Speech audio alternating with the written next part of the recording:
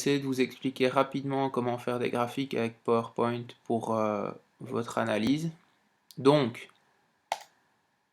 première slide, c'est celle-ci. Faire des graphiques avec PowerPoint, c'est ce que je viens de vous dire.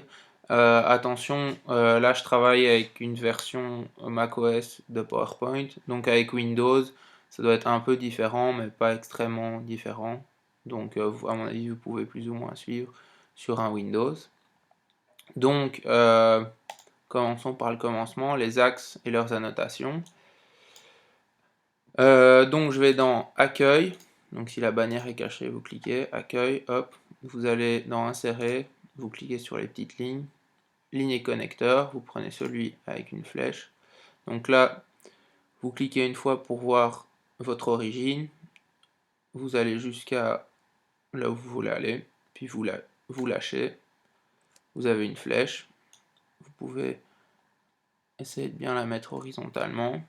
Puis, soit vous recommencez la même manipulation, soit vous faites copier, coller, puis vous la relevez, vous l'alignez. Vous pouvez bouger les formes avec la souris en les sélectionnant ou avec les flèches si vous voulez être plus précis. Hop. Donc les annotations, là vous allez dans zone de texte, vous cliquez sur zone de texte, vous créez une zone de texte, vous mettez par exemple Y, hop, puis voilà, vous avez une annotation, puis vous sélectionnez, il faut être copié, coller, vous la changer de place, là on va appeler ça X, hop, donc voilà, par exemple là, vous avez un beau graphique, axe des X, axe des Y, c'est annoté, tout va bien, bon, vous remplacez X et Y parce que vous voulez évidemment. Donc après, on va essayer de remplir ce graphique oui, par rapport aux couleurs, etc., etc. Donc par exemple, vous cliquez, puis sur la forme, vous cliquez droit, vous allez dans format de la forme, puis ici, vous voyez que dans remplissage, bon, ici dans remplissage, vous n'avez rien parce que il n'y a pas de remplissage dans un trait. Dans le trait, vous pouvez changer la couleur, vous pouvez changer la transparence, l'épaisseur. Vous pouvez mettre d'autres styles de lignes, pointillés, pas de pointillés, mettre des dimensions, ce genre de choses. Vous pouvez même faire des réflexions. Enfin ici vous avez toutes les formes, toutes les options de forme les plus folles pour rendre ça encore plus beau.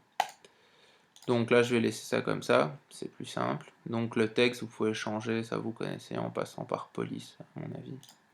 Donc maintenant les courbes c'est le plus intéressant, donc vous allez dans forme. Puis vous prenez cette petite forme-ci, donc courbe, avec un espèce de stylo. Vous cliquez une première fois pour avoir votre zone de départ, et puis une deuxième fois pour avoir votre zone d'arrivée, et puis après vous cliquez pas, et vous essayez de jouer pour créer une forme.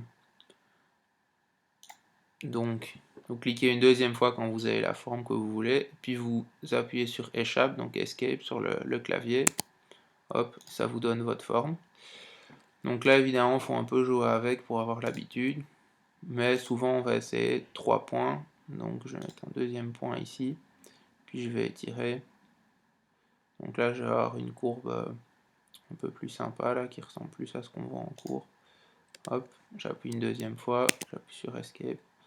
Je peux retirer celle d'avant. Donc pour sélectionner une courbe, vous devez cliquer dessus quand il y a les 4 petites flèches. Puis là, vous n'avez plus qu'à la bouger de place, par exemple. Donc voilà. Donc là, vous savez faire des courbes, vous savez faire plein de courbes, vous en faites une, vous faire copier, coller, vous en faites une deuxième, vous pouvez déjà un peu la retravailler au niveau de la forme, en jouant avec la forme. Hop. Donc ici, j'ai pris deux courbes, donc on va essayer de travailler sur des zones de couleurs, donc pour représenter des surfaces, donc des variations de surface par exemple. Donc ici, j'ai pris deux courbes, pris une idée, disons que ça c'est une certaine quantité, et je veux voir quelle est ma recette totale, et quel est mon coût total. Par exemple, je veux montrer deux zones en tout cas. Donc je vais dans toujours forme, là je vais plutôt dans rectangle, je sélectionne un point de départ, hop, un point d'arrivée, j'ai un premier rectangle. Je vais laisser cette couleur là, puis je vais copier-coller pour créer un deuxième rectangle. Je le remets jusqu'ici. Puis là vous voyez que le deuxième est superposé au premier, donc on ne voit plus le premier. Donc ce que vous faites, c'est vous sélectionnez par exemple le deuxième, vous allez dans réorganiser, vous faites reculer, hop, et là il passe derrière le premier, mais il reste devant tout le reste quand même, évidemment. Puis vous pouvez changer la couleur pour que ce soit un peu plus clair. Donc vous cliquez sur le deuxième, clic droit, format de forme, remplissage, vous mettez en rouge par exemple, c'est pas très esthétique, mais voilà. Et donc là on voit bien celui de derrière, celui de devant, les deux formes, si pour être le profil par exemple, si j'avais une demande qui passait comme ça. Donc voilà, plus ou moins, avec ça vous devriez avoir bien assez pour pouvoir faire tout ce que vous devez faire. Après vous pouvez jouer, il y a des flèches, si vous voulez voir, montrer des mouvements et des choses comme ça, voilà, vous avez des flèches. Et même chose avec les flèches, vous pouvez jouer avec un peu tout.